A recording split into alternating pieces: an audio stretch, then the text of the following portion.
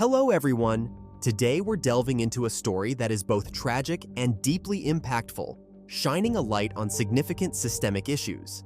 This is the story of Freddie Gray, whose name continues to echo through the streets of Baltimore and beyond. Freddie Gray was a 25-year-old man from Baltimore, Maryland. On April 12, 2015, his life took a drastic turn. Freddie was arrested by the Baltimore Police Department for allegedly possessing an illegal switchblade.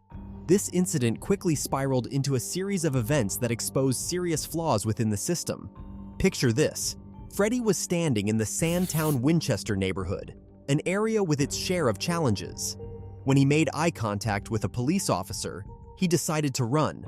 Now, running from the police isn't a crime in itself, but it certainly drew their attention. The officers chased him down and apprehended him. Witnesses reported that during his arrest, Freddie was screaming and appeared to be in significant pain. There's even a video showing Freddie being dragged to a police van with his legs looking limp. At one point, he shouted, "I can't breathe!" These words have tragically become all too familiar. Here's where it gets particularly concerning. Freddie was placed into a police van but wasn't secured with a seatbelt, which is a direct violation of police protocol. The van made several stops on the way to the police station, and during these stops, Freddie was shackled but still not seatbelted. This led to what's known as a rough ride, where a prisoner is thrown around in the back of the van due to sudden movements and turns. During this bumpy 45-minute ride, Freddie sustained a severe spinal cord injury. By the time the van arrived at the police station, Freddie was unresponsive. Paramedics were called, and he was rushed to the hospital where he slipped into a coma. On April 19th, a week after his arrest, Freddie Gray died from his injuries. The autopsy revealed that his death was due to a spinal cord injury, and it was ruled a homicide. The community's response was one of outrage and frustration.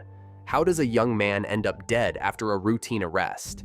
Protests erupted across Baltimore, with people demanding justice for Freddie Gray. These protests quickly escalated into riots, with clashes between protesters and police. The city was put under a state of emergency, and the National Guard was deployed to restore order. In response to the public outcry, Baltimore State's Attorney Marilyn Mosby announced charges against 6 officers involved in Freddie's arrest and transports. The charges ranged from second-degree depraved heart murder to manslaughter and misconduct in office. This was a significant development, as accountability for officers in such cases is often rare. The trials of these officers were highly publicized and scrutinized. However, the outcomes were disappointing for many. Of the 6 officers charged, 3 were acquitted, and the remaining 3 had their charges dropped. Not a single conviction was secured, which only fueled the anger and frustration in the community. Freddie Gray's death wasn't just about his tragic end. It highlighted deep-rooted issues within law enforcement and the criminal justice system.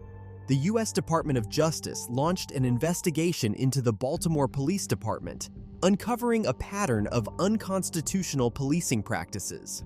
This led to a consent decree mandating comprehensive reforms in the department. Freddie's death became a symbol for the Black Lives Matter movement, which gained significant momentum. His name, along with others like Eric Garner, Michael Brown, and Tamir Rice, became rallying cries for those demanding justice and an end to police brutality.